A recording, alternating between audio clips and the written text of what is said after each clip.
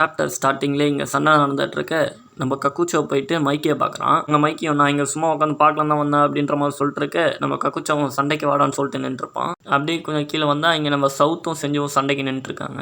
நம்ம அக்காஷும் செஞ்சுவை தடுக்க பார்க்குறான். ஆனால் நம்ம செஞ்சு கேட்காம என்ன பண்ணுறான்னா ஓடி போயிட்டு அங்கே அவள் ஃப்ளைங்கில் இருந்துட்டு இருக்க இங்கே நம்ம சவுத்து வந்து அப்படியே குத்த போவான். அங்கே நம்ம செஞ்சு வளைச்ச வதையில் இங்கே நம்ம அக்காஷியும் தாக்கிமிச்சியும் ஷார்ட்டில் இருப்பாங்க. அங்கே சவுத்து கிக் பண்ணிட்டு இங்கே நம்ம செஞ்சு பேக்கில் வந்துட்டுருப்பா. நம்ம அக்காஷி வந்து அதுக்கப்புறமும் தடுத்து பார்ப்பான். இது போதும் செஞ்சு வந்துருன்னு சொல்லிட்டு இங்கே நம்ம சவுத்து வந்து செஞ்சுவை சாவுங்க பிரம்மான்னு சொல்லிட்டு அடிக்க போகிறான். இப்போ நம்ம செஞ்சு அடிப்பா பாருங்க, அப்படியே அவன் கையை பிடிச்சி அப்படியே ஃப்ளையிங்லேயே வாயிலே ஒரு உதை.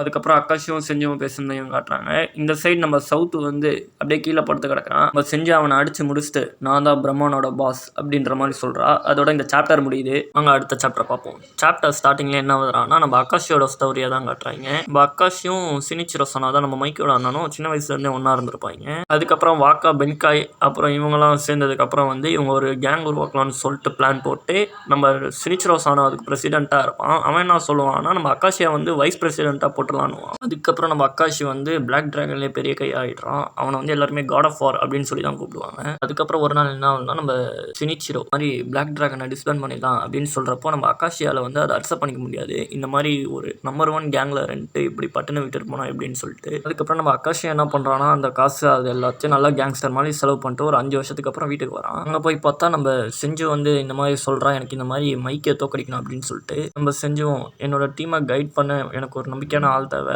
அதுக்கு நீ தான் கரெக்டாக இருப்பேன்னு சொல்லிட்டு நம்ம அக்காஷியை கூப்பிட்டுருப்பா.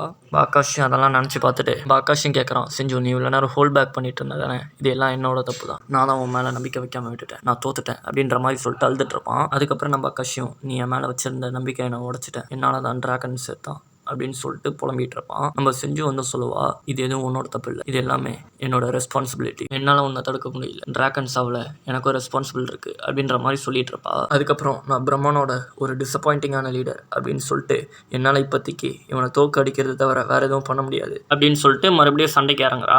இங்கே பார்த்தா நம்ம சவுத் வந்து ஏஞ்சிட்றான் மறுபடியும். அதோட இந்த சாப்டர் முடியுது. வாங்க அடுத்த சாப்டர் பார்ப்போம். சாப்டர் ஸ்டார்டிங்லேயே நம்ம கக்குச்சோ வந்து மைக்கியை போட்டு அடின்னு அடிச்சிட்டு இருக்கான். பட் நம்ம மைக்கி வந்து ஒரு அடி கூட அடிக்கல இன்னும் நம்ம கக்குச்சோ மேலே. நம்ம கக்குச்சோவே கேட்பான் எதுக்கு இன்னும் ஹோல்ட் பேக் பண்ணிருக்கேன் வந்து அப்படின்னு சொல்லிட்டு நம்ம கக்குச்சோவே யோசிச்சுட்டு இருப்பான் நான் இவ்வளோ அடி அடிச்சான் ஏன் ரியாக்ஷனே இல்லாமல் இருக்கான், நான் என்ன ஏதாவது கோஸ்ட்டை குத்திட்டு இருக்கேனா அப்படின்ற மாதிரி. மைக்கே வந்து அப்படியே அவனோட நெஞ்சில் கை வச்சுட்டு எனக்குள்ள எம்டியாக இருக்குது அப்படின்னு சொல்கிறதோட அப்படியே அவனை சுற்றிட்டு ஒரு டார்க் ஆரா பரவுது. இங்கே நம்ம கக்குச்சோ வந்து ஷாக்கில் இருக்க அங்கே நம்ம மைக்கியை சுற்றிட்டு அந்த டார்க் ஆரா பரவிட்டு இருக்கு. இங்கே சம்திங் என்னமோ ஒரு மான்ஸ்டர் நம்ம கக்குச்சோவை பார்க்குற மாதிரி காமிச்சிட்டு இருக்காங்க. வெறித்தனமாக இருக்கும் அந்த பேண்டு. இங்கே நம்ம சவுத் வந்து நான் இந்த மாதிரி ஃபீல் பண்ணதே இல்லைன்னு சொல்லிட்டு மறுபடியும் செஞ்சு ஒரு சண்டைக்கு கூப்பிட்றான். இங்கே நம்ம சவுத் வந்து செஞ்சு அடிக்க போவோம். நம்ம செஞ்சு அழகாக டாச் பண்ணி வாயிலே ஒரு உதையை போட்டு தெறிக்க விட்டுருவா. பட் நம்ம செஞ்சு ஃப்ளைங்கில் இருக்கிறப்போ நம்ம சவுத் வந்து என்ன பண்ணிடுறான்னா அவளோட காலில் அடிச்சிடறான்னு நினைக்கிறேன், லைக் தள்ளி விட்டுறான் அவளை. நம்ம செஞ்சு தேய்ச்சிக்கிட்டே போயிட்டு விழுந்து அங்கே வாயிலேருந்து ரத்தமே வர ஆரம்பிச்சிடும். இங்கே நம்ம டாக்கிமிச்சி வழியை மறைச்சிட்டு இருக்க நம்ம சவுத் வந்து தள்ளி போ ஹாங்காக்கி அப்படின்ற மாதிரி சொல்லி மிரட்டிட்டு இருக்கான். நம்ம டாக்கிமிச்சிக்கு வந்து சவுத் இறந்து போகிற மாதிரி ஒரு விஷன் வருது. நம்ம டாக்கிமிச்சி அவனை மாதிரி ஒரு மான்ஸ்டர் எப்படி சாவாங்க அப்படின்ற மாதிரி பார்த்துட்டு இருக்கேன். இங்கே நம்ம சவுத் நடந்து போயிட்டு இருக்கப்போ நடுவில் அவனை ஒருத்தர் தேய்ச்சிட்டு வந்து விழுவுறான். யாரான்னு பார்த்தா நம்ம கக்குச்சோ அங்கே அவனுக்கு வாயிலேருந்து ரத்தம்லாம் வந்துட்டு இருக்கு. இங்க சவுத்தும் டாக்கிமிச்சியும் எப்படான்ற மாதிரி பார்த்துட்டு இருக்கானுங்க. இங்க நம்ம மைக்கிக்குள்ள இருந்த அந்த லியோ வெளில வந்துட்டான். இப்போ நம்ம மைக்கிக்கும் சவுத்துக்கும் சண்டை ஆரம்பிக்குது. அதோட இந்த சாப்டர் முடியுது. வாங்க அடுத்த சாப்டர் பார்ப்போம். சாப்டர் ஸ்டார்டிங்லேயே நம்ம மைக்கியும் சவுத்தும் 1v1 போட ரெடியாக இருக்கானுங்க. இங்கே நம்ம கக்குச்சோட நிலைமையை பார்த்தா அவன் மூச்சு பேச்சே இல்லாத மாதிரி படுத்து கிடக்குறான். இங்கே நம்ம செஞ்சு சுச்சுவேஷன் தெரியாமல் எட்டப்போ மைக்கி அவன் என்னோட ஆப்போனன்ட் அப்படின்ற மாதிரி சொல்லிட்டு இருக்க நம்ம மைக்கி லைட்டாக திரும்பி அடுத்து உனக்கு சாவணுமா அப்படின்னு தான் சொல்லி கேட்பான். இப்போ நம்ம சவுத் வந்து வா மைக்கி ஆரம்பிக்கலாம்னு சொல்லிட்டு ஒரு குத்த போவான். நம்ம மைக்கி அவனோட பெரிய பூட்ஸ் அவன் ஸ்டைலில் ஒரு உதையை போடுவான். இங்கே நம்ம சவுத் வந்து அடியை வாங்கிட்டு மறுபடியும் நம்ம மைக்கி ஒரு குத்துவான். இங்கே சவுத் வந்து இது அன்ஸ்டாப்பபிளாக இருக்குது அப்படின்னு சொல்லிட்டு என்ஜாய் பண்ணிட்டு இருப்பான். இதே நடுவில் நம்ம டாக்கிமிச்சி வந்து போதும் நிறுத்து மைக்கின்னு சொல்லிட்டு தடுத்துருவான் அவங்கள. ஏன்டான்னு பார்த்தா நம்ம மைக்கிக்கு அது லைட்டாக வாயில் ரத்தம் வந்திருக்கும். இங்கே நம்ம சவுத்தோட மூஞ்சை பார்த்தா அவனுக்கு மூக்கு முகலாம் உடஞ்சிருக்கும். நம்ம டாக்கிமிச்சி வந்து மைக்கி நீ ஒரு கொலகாரன் ஆகிட்ட அப்படின்னு சொல்லிட்டு ஃபீல் பண்ணிட்டு இருக்க நம்ம மைக்கி என்ன தெரியுமா பண்ணுவான், யோசிக்கவே மாட்டான். நம்ம டாக்கிமிச்சி கையை பிடிச்சி அவ்வளோதான் ஒரே அடியாங்க நம்ம டாக்கிமிச்சி கையை உடஞ்சிரும். அதுக்கப்புறம் சவுத்துக்கிட்ட போயிட்டு உனக்கு எப்படி சாவணும்னு கேட்பான். பார்த்தா அவன் மூஞ்சை செதைச்சி வச்சிருப்பான்.